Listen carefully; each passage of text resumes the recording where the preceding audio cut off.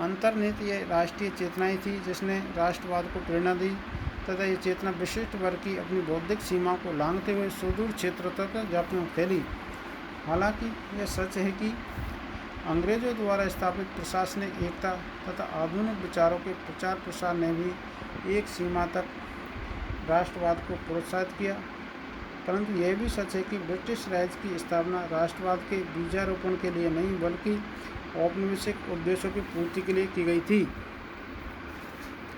अंग्रेजों की यह स्पष्ट नीति रही कि भारतीयों में किसी भी प्रकार की एकता नहीं बन पाए बल्कि उनमें फूट डालकर उन पर राज किया जाए।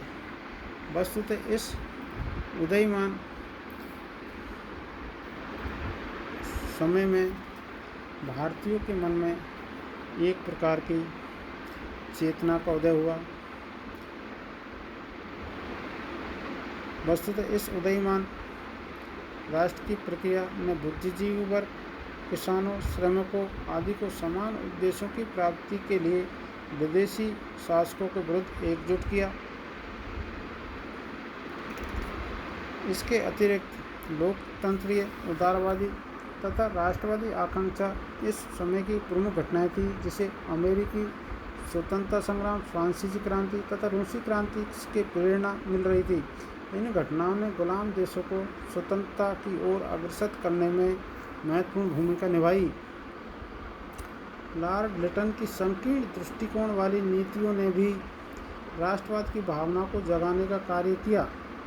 सिविल सेवा में भर्ती होने की आयु को 21 वर्ष से घटाकर 19 वर्ष कर दिया गया, जिससे शिक्षित भारतीय युवक परीक्षा न दे सके।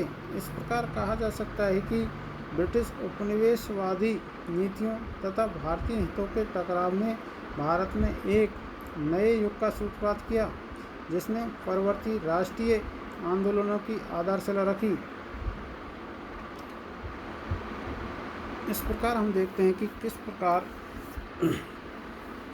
राष्ट्रीय चेतना जागृत होने में या भारत में राष्ट्रवाद के उदय में किस प्रकार के अनेक बौद्धिक, सामाजिक, आर्थिक, धार्मिक कारण थे, जिनसे धीरे धीरे भारत में राष्ट्रवाद का उदय हुआ और एक ऐसे रूप में उदय हुआ जो आगे चलकर भारत को स्वतंत्रता दिलाने में महत्वपूर्ण योगदान दिया, बहुत काम आया।